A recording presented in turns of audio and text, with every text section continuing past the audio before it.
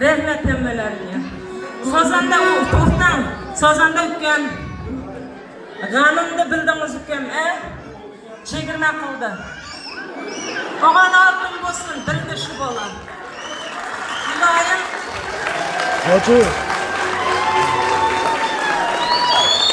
Şöyle de kurtula olsun, pul üzülmesin. İlahim kocanım rahmetken bulmam.